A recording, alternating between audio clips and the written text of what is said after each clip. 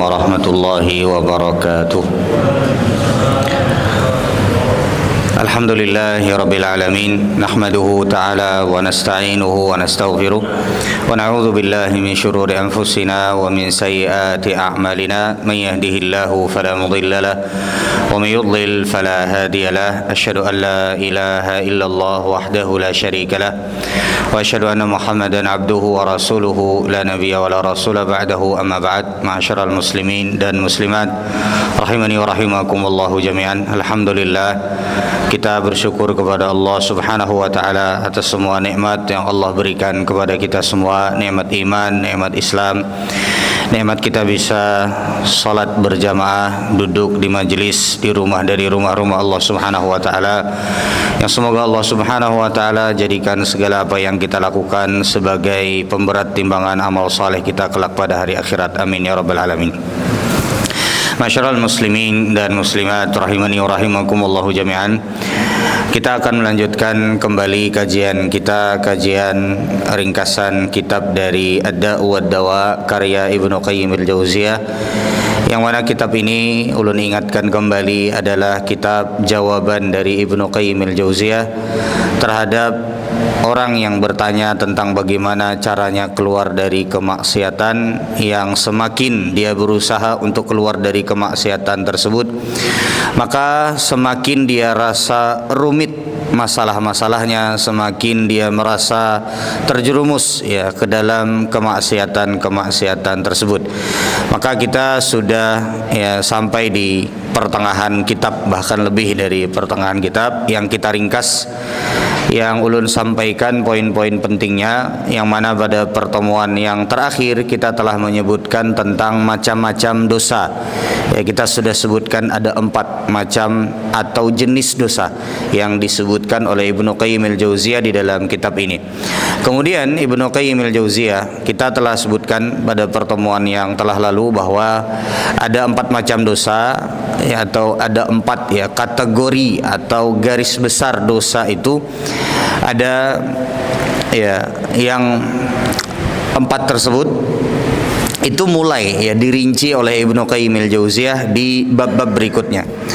Nah, di antaranya adalah ya pada malam hari ini kita akan membahas tentang apa yang dikatakan oleh Ibnu Qayyim al-Jauziyah tentang dosa yang paling besar, yaitu adalah dosa syirik. Namun sebelum Ibnu Qayyim al-Jauziyah menjelaskan tentang bagaimana macam-macam syirik, kemudian juga bagaimana ya pandangan Ibnu Qayyim al-Jauziyah, sudut pandang yang beliau ambil ini berbeda dari yang biasa kita temui ya di kitab-kitab tauhid. Ya, Ibnu Qayyim al-Jauziyah beliau ini menggabungkan ya antara bagaimana seorang itu menghambakan diri kepada Allah Subhanahu wa taala, dan juga bagaimana seharusnya kita itu merasa pada saat kita menghambakan diri kepada Allah Subhanahu wa taala. Itu istimewanya Ibnu Qayyim al-Jauziyah, agar supaya lebih mudah kita untuk menjauhi kesyirikan dan juga lebih mudah kita untuk mentauhidkan Allah Subhanahu wa taala. Nah, sebelum beliau masuk ke dalam dosa-dosa yang kaitannya adalah dengan dosa syirik atau macam-macam syirik yang nanti akan kita sebutkan, akan kita ringkaskan, beliau menyebutkan bahwasanya وَقَدْ دَلَّ الْقُرْآنُ وَالسُّنَّةُ وَإِجْمَاعُ الصَّحَابَةِ وَالتَّابِعِينَ بَعْدَهُمْ وَالْأَئِمَّةُ عَلَى أَنَّ مِنَ الذُّنُوبِ كَبَائِرَ وَصَغَائِرَ. Beliau memberikan ya satu pemahaman kepada kita bahwasanya dosa itu terbagi menjadi 2. Ada dosa yang besar dan ada dosa kecil. Dan dosa besar dan dosa kecil ini pembagiannya ya artinya bahwa di dalam Islam itu ada dosa besar, ada dosa kecil. Kata Ibnu Qayyim al-Jauziyah, ini disepakati oleh seluruh kaum muslimin. Di antaranya yang paling agung itu adalah kesepakatan para sahabat Nabi SAW, para tabi'in, dan juga para a'immah, para imam setelah ya para tabi'in. Allah Subhanahu wa taala berfirman, ini Ibnu Qayyim al-Jauziyah menyebutkan, in tajtanibu kaba'ira ma tunhauna anhu nukaffir ankum sayyi'atikum wa nudkhilkum mudkhalan karima. Sebagaimana dalam surat An-Nisa ayat yang ke-31. Allah berfirman, apabila kalian menjauhi dosa-dosa besar yang kalian telah dilarang, tentangnya atau dilarang untuk mendekatinya, nukaffir ankum sayyiatikum, maka kami akan ampuni dosa-dosa kalian. Wa nudkhilkum mudkhalan karima, dan kami akan memasukkan kalian kepada surga yang di dalamnya terdapat berbagai macam kenikmatan. Ya. Kemudian di hadis Nabi SAW juga, Nabi SAW mengatakan as-salawatul khamsu, salat 5 waktu. Maksudnya di sini adalah salat fardu. Wal jum'atu ilal jum'ati, dan satu Jumat kepada Jumat yang lainnya. Wa ramadhanu ila ramadhan, dan satu Ramadan kepada Ramadan yang lainnya. Mukaffiratul lima bainahunna lima jituni idza jutinibatil kabair. Maka semua bagian dari satu salat kepada salat yang lainnya asal pian lakukan. Ya, satu salat berjamaah kepada salat yang lainnya, satu Jumat kepada Jumat yang lainnya, kemudian satu Ramadan kepada Ramadan yang lainnya. Kalau satu salat kepada salat yang lainnya, ini adalah harian ya Mas sekalian. Kalau untuk satu Jumat kepada Jumat yang lainnya, ini berarti pekanan ya. Adapun satu Ramadan kepada Ramadan yang lainnya, itu adalah tahunan. Dan masing-masing dari yang harian 5 waktu ini, antara satu salat kepada salat yang lainnya, satu Jumat kepada Jumat yang lainnya, satu Ramadan kepada Ramadan yang lainnya, itu penghapus dosa-dosa kecil selama dosa besar itu dijauhi. Nah, berarti di sini ada dosa besar dan ada dosa kecil. Baik. Tapi yang ingin ulun sampaikan adalah, dan ini ulun sering tekankan berkali-kali. Jadi begini. Jemaah sekalian rahimani wa rahimakumullah jami'an. Jadi Ibnu Qayyim ini mulai ya, sebelum masuk ke dalam macam-macam syirik, beliau mulai memberikan taksil kepada kita. Beliau mulai memberikan pengertian, pemahaman kepada kita bahwa yang namanya dosa,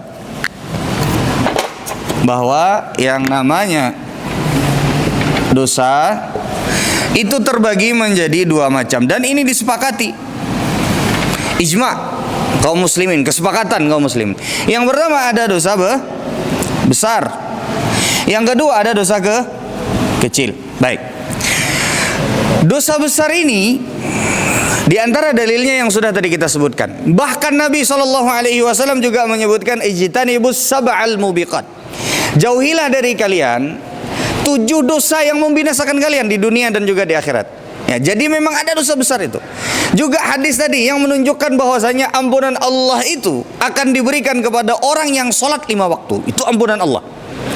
Antara satu sholat, misal antara sholat maghrib ke sholat isya, ini ampunan bagi Allah, bagi pian yang menunggu antara satu sholat dengan sholat yang lainnya itu berlapis-lapis. Satu ya, antara satu sholat dengan sholat yang lainnya satu. Yang kedua adalah ampunan bagi mereka yang duduk di majelis ilmu. Yang ketiga adalah ampunan bagi mereka yang bersabar menunggu sholat dan tidak keluar dari masjid, kecuali ada hajat dan keperluan yang penting seperti buang hajat dan lain sebagainya. Itu berlapis-lapis. Tapi yang diampuni adalah apa? Dosa kecil. Dan disyaratkan orang yang diampunkan dosa-dosa kecil antara satu sholat kepada sholat yang lainnya, antara satu Jumat kepada Jumat yang lainnya, antara satu Ramadan kepada Ramadan yang lainnya, itu disyaratkan dia harus menjauhi dosa besar. Berarti dosa besar itu memang ada. Bisa dimengerti sampai sini? Baik. Yang kedua adalah ada dosa kecil. Perbedaan antara dosa besar dengan dosa kecil itu di antara perbedaan yang mencolok. Yang jelas dosa besar itu lebih besar dosanya, dan para ulama menyebutkan di antaranya, Al-Imam Az-Zahabi juga Ibnu Qayyim Al-Jauziyah menyebutkan dosa besar itu jamaah sekalian yang ada hukuman khusus baik di dunia, baik hukuman yang bentuknya hukuman dunia ataupun akhirat. Sebagai contoh, apabila disebutkan ada hukuman khususnya, sebagai contoh misalnya seperti mencuri, ada hukuman khususnya di dunia, apa? Potong tangan. Orang membunuh, menghilangkan nyawa, ada hukuman khususnya di dunia dan di akhirat. Berarti itu masuk apa? Dosa besar. Dosa kecil yang selain dari ini, Jadi dosa kecil itu adalah selain dari dosa besar. Baik. Yang ingin ya kita fahami bersama di sini jamaah sekalian, ini penting sekali untuk kita renungkan bersama, penting sekali untuk kita jadikan sebagai pedoman di dalam hidup kita. Dan ini yang ditanamkan oleh Ibnu Qayyim Al-Jauziyah, yang berusaha untuk beliau tanamkan, terkhusus bagi mereka yang ingin meninggalkan perbuatan dosa. Bahwa satu, jamaah sekalian, bahwa pembagian dosa besar dan dosa kecil itu bukan untuk meremehkan dosa kecil. Bisa dimengerti sampai ini, Pak? Jadi pembagian dosa besar dan dosa kecil itu bukan untuk membuat dosa kecil itu pian remehkan atau kita remehkan kemudian kita langgar kemudian dengan beralasan kan dosa kecil juga Ustaz. Kan dosa kecil juga. Yang harus kita jauhi kan dosa besar. Dosa kecil itu banyak ampunannya Ustaz. Antara satu sholat ke sholat lainnya aja itu kita diampuni. Itu namanya irja. Itu pemahaman murji'ah. Orang yang berbuat dosa ya, seolah-olah dia pasti akan diampuni oleh Allah Subhanahu wa taala. Itu namanya murji'ah. Dan ini adalah termasuk di antara pemahaman yang menyimpang. Baik itu adalah dosa besar ataupun juga dosa kecil. Artinya begini, jamaah sekalian. Sama halnya ulun sering banget mengingatkan ya. Ketika para sahabat Nabi Shallallahu Alaihi Wasallam itu menerima perintah atau larangan, kan isinya syariat kita ini ada perintah, ya kan? Ada larangan. Perintah ini terbagi menjadi dua. Ada yang harus, itu disebut wajib. Ada yang kalau ditinggalkan dia nggak berdosa. Ini disebut apa? Mustahab atau biasa kita menyebutnya sunnah. Ya. Ada larangan. Larangan ini kalau harus ditinggalkan nggak ada pilihan, berarti namanya haram.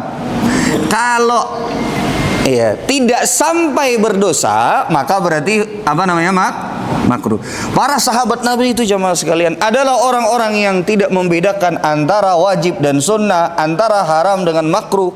Ya, mereka semuanya ketika ada perintah dilaksanakan. Kada betakun tuh Rasul, ini wajibkah sunnahkah? Dikerjakan karena sama-sama ada perintahnya. Bukan berarti mereka nggak tahu, bukan berarti mereka nggak mampu untuk membedakan, enggak. Tapi karena memang semangat mereka di dalam beramal soleh. Begitu juga ketika ada yang haram, ada yang makruh. Maka mereka tidak Rasulullah ini haramnya nih haram bujuran kah atau haram makruh kah ini? Kada. Tapi untuk karena mereka semangat untuk meninggalkan sesuatu yang dilarang.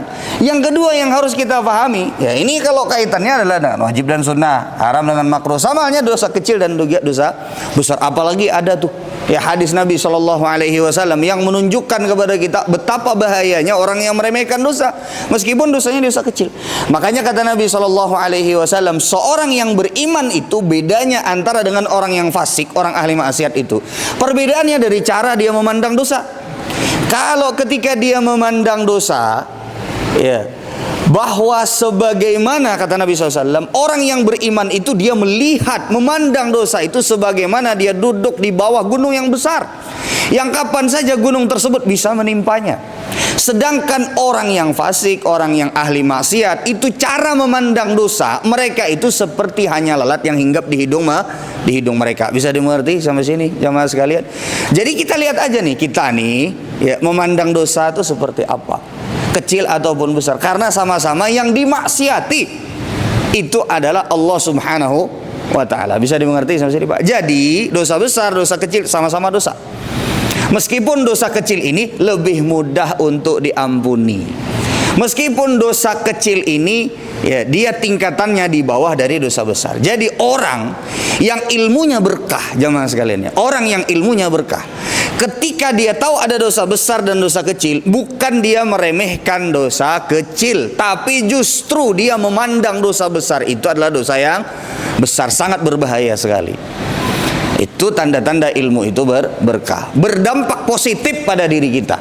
Sama ulun sering kasih contoh, orang tuh Pak, kalau ilmunya berkah itu, di antara tanda-tandanya, kata Syekh Sulaiman Ar-Ruhaili, beliau langsung ngomong, ulun pernah mendengar langsung dari lisan beliau mengatakan, ilmu yang berkah itu adalah ilmu yang akan membuat kita tersenyum kelak ketika kita berhadapan dengan Allah Subhanahu wa ta'ala. Jadi kalau seandainya kita tahu fikih masbuk lalu hendak masbuk terus sholatnya, berarti gak ada berkah. Kalau kita tahu bahwasanya oh ini kan sunnah aja nih, nggak sampai wajib, lalu kemudian kita tinggalkan. Kalau kita tahu ada khilaf para ulama terkait dengan masalah sholat berjamaah, lalu hendak ada sholat berjamaah terus, berarti di sini pengetahuan dia, maklumat dia bukan mendekatkan dia kepada Allah Subhanahu wa ta'ala, tapi justru menjauhkan dia dari Allah Subhanahu. Nah ini kada berkah ya mas sekalian. Bisa dimengerti? Sampai sini baik. Nah sekarang kita mulai masuk ya, apa yang dikatakan oleh Ibnu Qayyim al-Jauziyah terkait dengan masalah syirik. Ini udah hapus ya? Baik. Pertama jamaah sekalian, Ibnu Qayyim al-Jauziyah Ya, itu menjelaskan kepada kita sebelum beliau membagi sudut pandang yang beliau ajarkan atau beliau berikan kepada kita. Ini betul-betul sudut pandang yang mengajarkan kita, memudahkan kita untuk meninggalkan perbuatan-perbuatan dosa. Nanti akan dikasih satu-satu tuh, syirik, ada zina, ada di bawahnya lagi riba dan lain sebagainya. Baik, tapi malam hari ini kita coba fokuskan di syirik. Baik, ulun ingin gambarkan kepada pian terlebih dahulu bahwasanya Allah Subhanahu wa taala itu kan ada zat Allah. Zat Allah. Ini kemungkinan kesyirikan itu bisa terjadi di poin-poin yang kita sebutkan ini. Kemudian yang kedua, ya, di sini ya. Ya, ada nama-nama Allah. Nama-nama Allah. Ini disebutnya apa Pak? Al-Asma'ul Husna. Nah, yang berikutnya ada namanya sifat-sifat Allah. Sifat-sifat Allah Subhanahu wa taala. Seperti contohnya, ya, sifat-sifat Allah Subhanahu wa taala, Allah itu Maha Pengasih, Maha Penyayang, ya. Allah Subhanahu wa taala, ya, itu artinya Maha memberi rizki, ya, itu sifat-sifat Allah Subhanahu wa taala. Ada, kalau kita mau rinci lagi, ada perbuatan-perbuatan Allah. Perbuatan-perbuatan Allah. Ya, ini contohnya seperti misalnya nama-nama Allah Subhanahu wa taala, contohnya siapa yang bisa nyebutkan jemaah sekalian? Contoh siapa? Misalnya Ar-Rabb. Misalnya ya, atau misalnya lagi di antara nama-nama Allah Subhanahu wa taala adalah misalnya Al-Hayy. Ya, kemudian ada banyak sekali nama-nama Allah Subhanahu. Nah, sifat-sifat Allah di antara contohnya adalah misalnya Allah Maha Pengasih, Allah Maha Penyayang. Adapun perbuatan-perbuatan Allah ini terkait dengan rububiyahnya Allah. Sebagai contoh, Allah Subhanahu wa taala, ya, Maha mengatur. Allah menciptakan. Nah, Allah menghidupkan. Allah mematikan. Termasuk di dalamnya Allah memberi rizki. Memberi rizki. Nah, ini 1, 2, 3, 4. Baik, sampai sini bisa dimengerti jamaah sekalian? Ini ulun ingin menerangkan kepada pian terlebih dahulu bahwa Allah Subhanahu wa taala itu ada zat Allah, ya kan? Kemudian juga yang kita katakan Allah itu ada. Maksudnya adalah zat Allah itu ada. Wajib kita beriman dan mengakui hal tersebut. Yang kedua adalah, ya, nama-nama Allah Subhanahu wa taala. Ini banyak, seperti misalnya ya Ar-Rahim, Ar-Rahman. Ya. Contoh juga Al-Khaliq. Banyak. Allah Maha Pencipta, ya kan? Al-Khaliq, ini nama-nama Allah. Ada sifat-sifat Allah, Pengasih, Penyayang. Ada juga perbuatan-perbuatan Allah ini mengatur, ya, menciptakan, menghidupkan, mematikan, memberi rizki. Ini semua perbuatan-perbuatan Allah Subhanahu wa taala, af'alullahi taala. Baik. Jamaah sekalian rahimani wa rahimakumullah jami'an. Ibnu Qayyim al-Jauziyah ingin menyampaikan kepada kita. Suara ulun jelas, jamaah sekalian? Jelas ya? Ibnu Qayyim al-Jauziyah ingin menyampaikan kepada kita bahwasanya Allah Subhanahu wa taala itu esa di dalam semua ini. Bisa dimengerti? Allah itu esa, tunggal di dalam semuanya ini. Apabila, ya, ada orang yang mengotak-ngatik keesaan Allah Subhanahu wa taala di dalam masalah ini, maka dia berpotensi masuk ke dalam perbuatan syirik. Baik, ulun akan coba jelaskan. Allah itu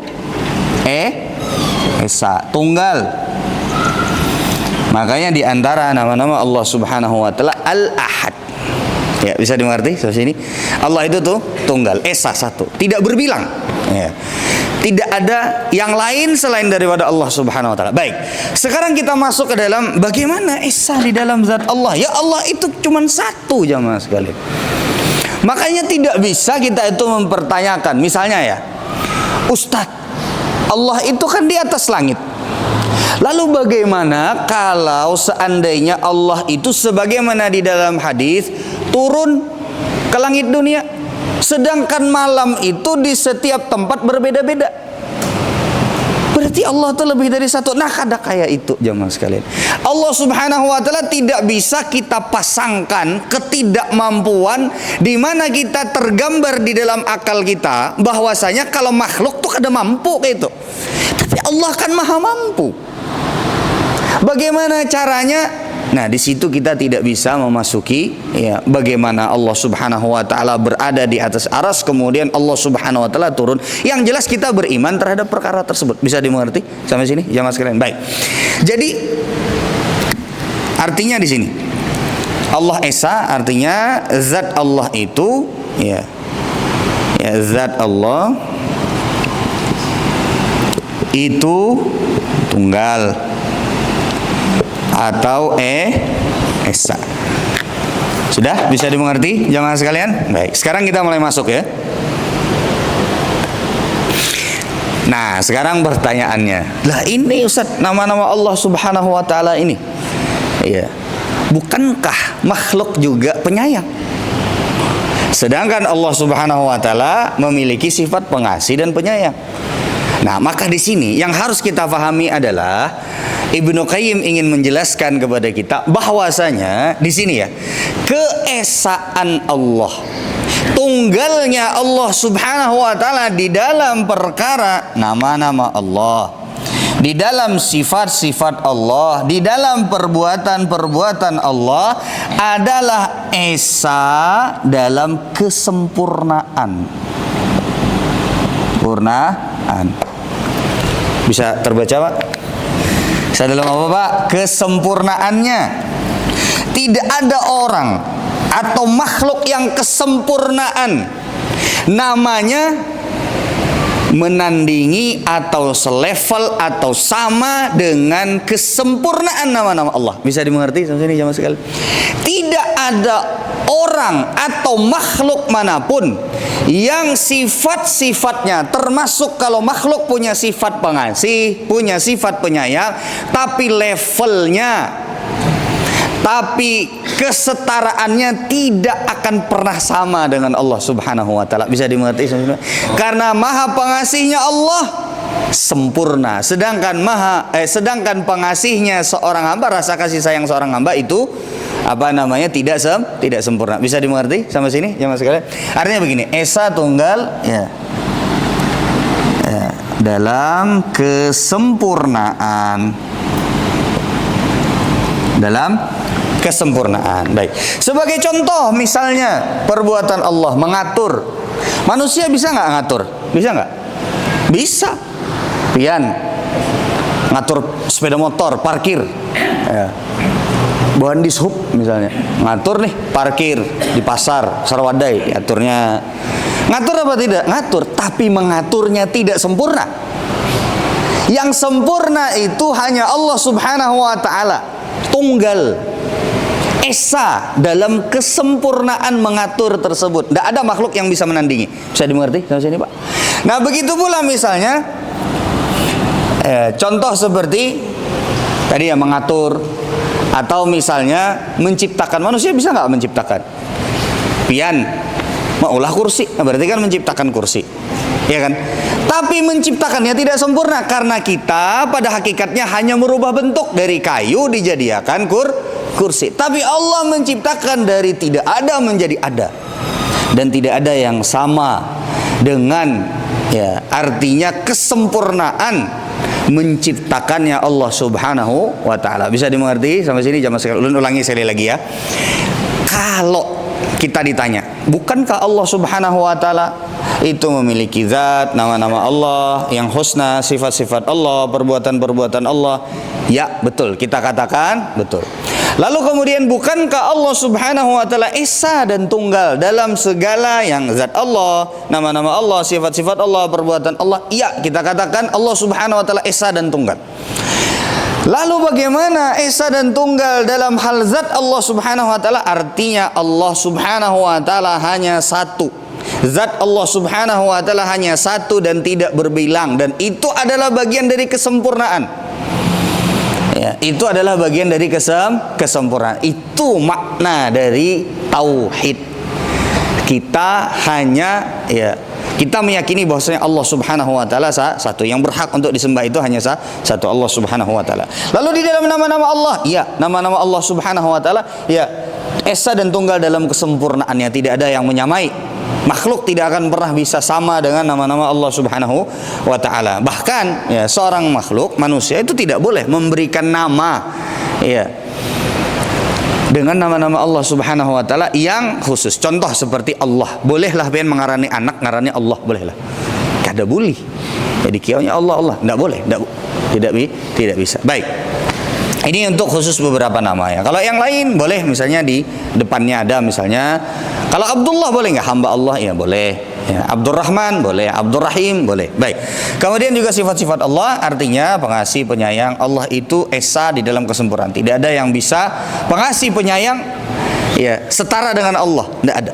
Ya, makanya Allah Subhanahu wa taala itu esa. Kemudian juga dalam perbuatan Allah mengatur, menciptakan, memberikan rizki, mematikan. Itu Allah Subhanahu wa taala esa di dalam kesempurnaan. Sudah bisa dimengerti jamaah sekalian? Baik, berapa menit lagi nih?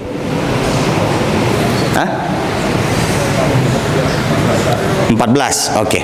Masih sempat berarti. Baik. Kemudian yang berikutnya, jamaah sekalian rahimani wa rahimakumullah jami'an. Ini sudah ya? Boleh ulun enggak apa-apa, ulun aja yang hapus. Sudah ulun hapus ya? Boleh ya? Amin jauh duduk lah jadi Min, bapak Min. Harus dicari amin ini. Baik. Jazakumullah khairan, amin. Ya. Baik, kemudian jamaah sekalian rahimani wa rahimakumullah jami'an. Ini sudah bisa dimengerti ya? Artinya bagaimana bisa jadi seseorang itu keliru di dalam masalah ini. Baik, kemudian yang berikutnya, Ibnu Qayyim al-Jauziyah beliau menyebutkan menyebutkan.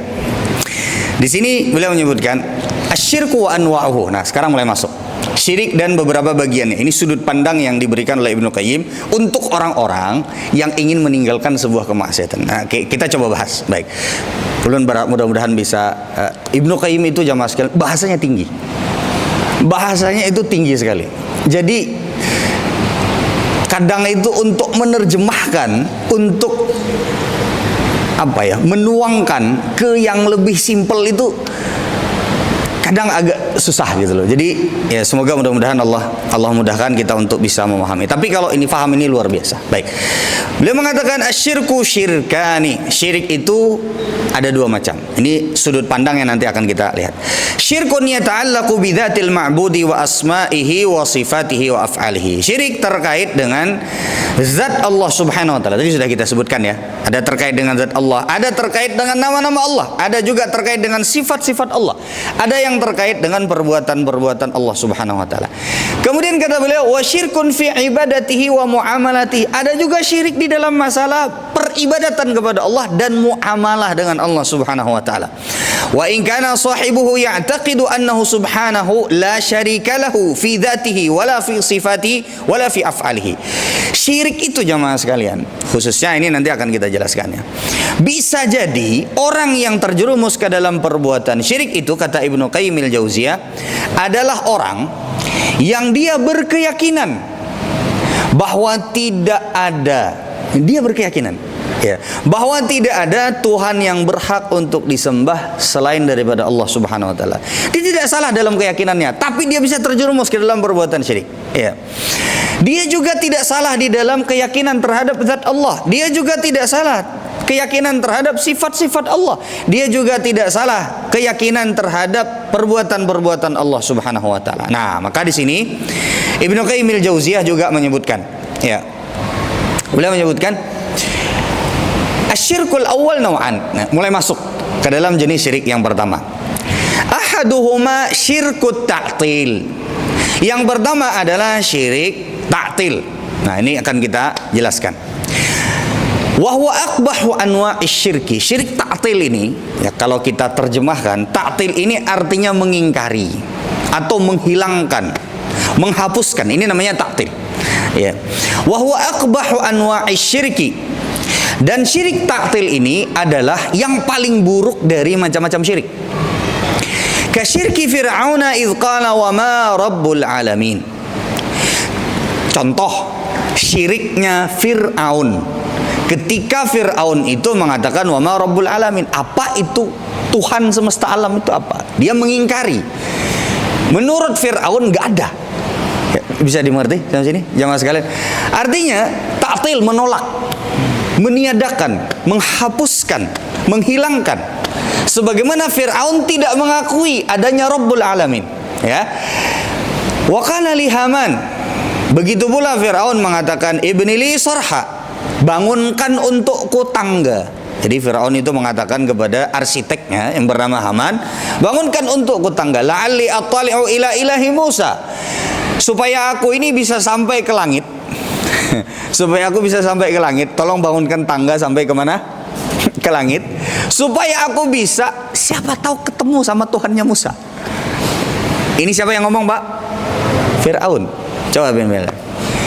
Fir'aun aja itu minta bikinkan tangga. Untuk kemana? Tangga itu maulah ke bawah lah.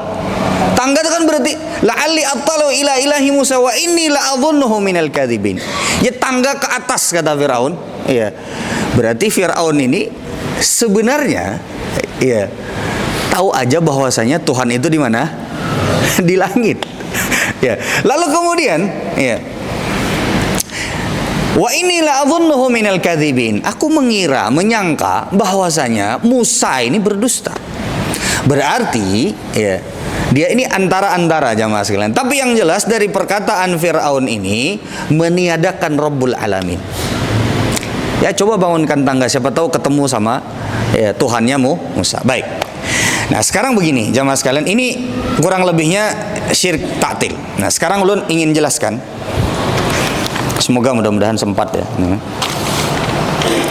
Bahwa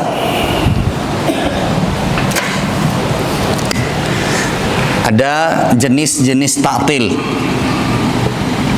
Jenis-jenis ta'til yang sudut pandangnya diambil oleh Ibnu Qayyim al-Jauziyah di dalam kitab ini, ya. Ta'til tadi apa?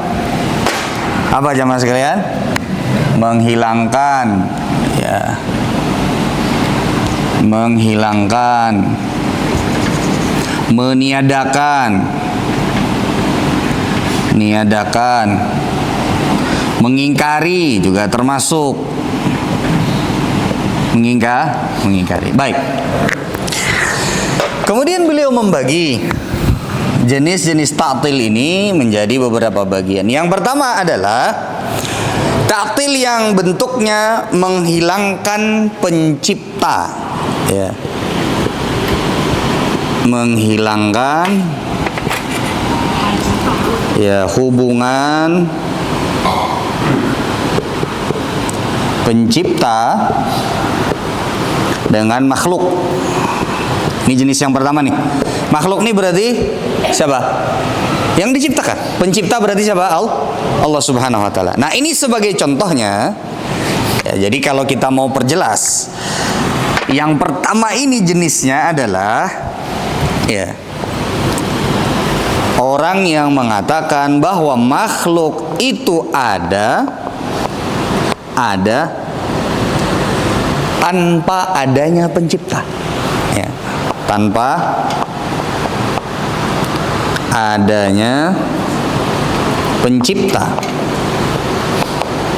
Makhluk itu ada tanpa adanya pencipta. Oh, ini ada jamaah sekalian.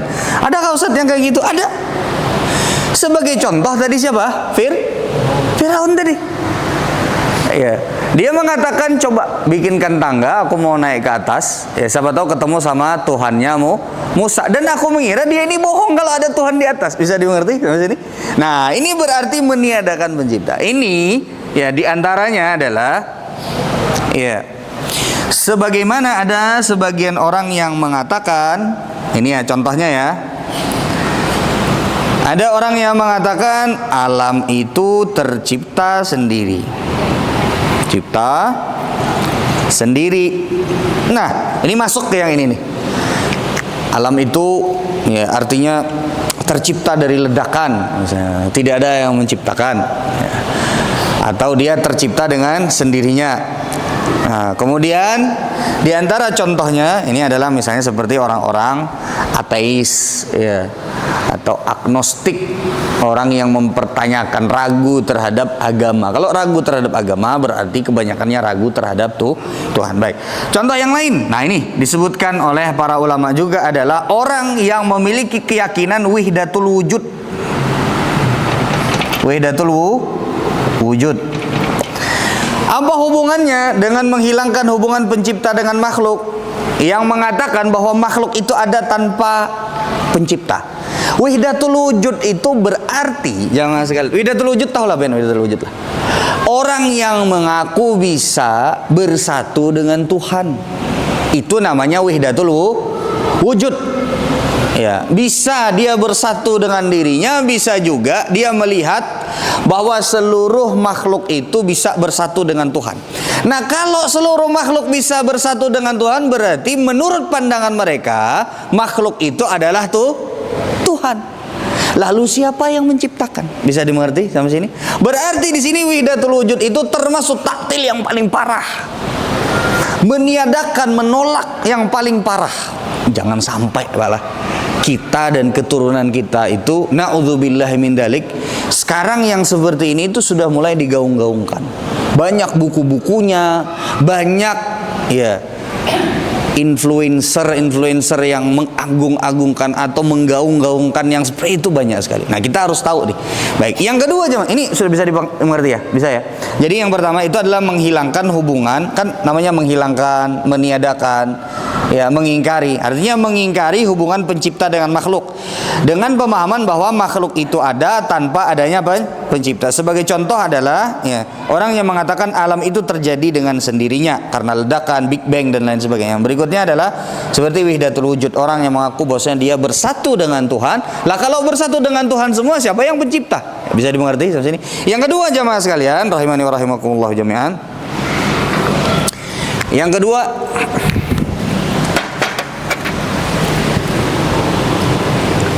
ya, ini tadi yang pertama jenisnya. Kemudian yang kedua jenisnya adalah orang-orang yang menolak. Nah, ini kan tadi menolak, taktil, kesempurnaan, ya, menolak kesempurnaan Allah, baik itu terkait dengan zat Allah atau terkait dengan sifat-sifat Allah atau terkait dengan nama-nama Allah. Mereka menolak nih kesempurnaannya. Sebagai contoh, misalnya mereka yang menolak nama-nama Allah Subhanahu wa taala. Sebagai contoh seperti Jahmiyah. Orang-orang dari kelompok Jahmiyah itu menolak seluruh nama-nama Allah Subhanahu wa taala. Jangan saya. Ini Jahmiyah. Artinya mereka menolak kesempurnaan. Ya. Nama-nama Allah Subhanahu wa taala saja ditolak. Artinya mereka menolak kesempurnaan nama-nama Allah Subhanahu wa taala. Baik. Kemudian yang berikutnya adalah, ya, ada juga yang menolak sifat-sifat Allah, ada yang menolak sebagian sifat-sifat Allah, ya. Tapi yang paling parah dalam hal ini adalah Jahmiyah, menolak seluruh. Ya, ini termasuk di antara bagian dari taktil, menghilangkan, ya, meniadakan, mengingkari sifat-sifat Allah Subhanahu wa taala, mengingkari, ya, nama-nama Allah, mengingkari, ya, apa namanya, bisa jadi mengingkarinya adalah mengingkari zat Allah. Baik. Kemudian yang berikutnya adalah, ini yang ketiga ya.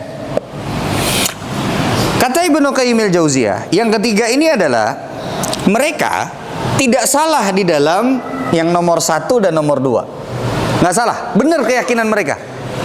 Tapi mereka keliru di dalam muamalah, ya, kepada Allah Subhanahu wa taala. Karena bagian dari konsekuensi orang yang bertauhid, orang yang tidak menghilangkan hubungan antara Allah dengan makhluknya, orang yang tidak menolak kesempurnaan zat Allah, sifat-sifat Allah, nama-nama Allah, adalah konsekuensinya benar di dalam bermuamalah kepada Allah Subhanahu wa taala, yaitu hanya beribadah kepada Allah. Ya, hanya beribadah hanya untuk Allah Subhanahu wa taala. Ulun lengkapkan sedikit lagi ya. Ya. Jadi muamalah di sini yang ini berarti adalah orang-orang yang kalau kita bahasakan dengan bahasa yang mudah, mereka itu benar di nomor 1, di nomor 2, cuman di dalam bermuamalah. Dalam hal ini misalnya sebagai contoh adalah orang-orang yang riya, sum'ah. Benar aja mereka tidak menolak zat Allah, tidak menolak sifat-sifat Allah, tidak menolak kesempurnaan Allah Subhanahu wa taala, tapi keliru di dalam bermuamalah. Mereka beramal bukan untuk Allah Subhanahu wa taala. Bahkan kadang-kadang bisa jadi mereka sadar dan bisa jadi mereka tidak sadar. Inilah tadi yang dikatakan oleh Ibnu Qayyim al-Jauziyah, bisa jadi orang yang benar di dalam keyakinan tauhidnya, tapi secara muamalah dia terjerumus di dalam kesalahan. Baik, ini mungkin yang bisa ulun sampaikan pada kesempatan kali ini. Masih ada lanjutannya, insyaallah akan kita lanjutkan pada pertemuan-pertemuan yang akan datang. Ini harus kita ingat bersama karena ini baru mukaddimah. Nanti insyaallah akan ada hubungan terkait dengan bagaimana kita meninggalkan kemaksiatan-kemaksiatan yang terkait dengan ini. Baik, ini yang bisa ulun sampaikan pada kesempatan kali ini. Kita tutup dengan doa kafaratul majlis. Subhanakallahumma wa bihamdika asyhadu an la ilaha illa anta astaghfiruka wa atubu ilaik. Assalamualaikum warahmatullahi wabarakatuh.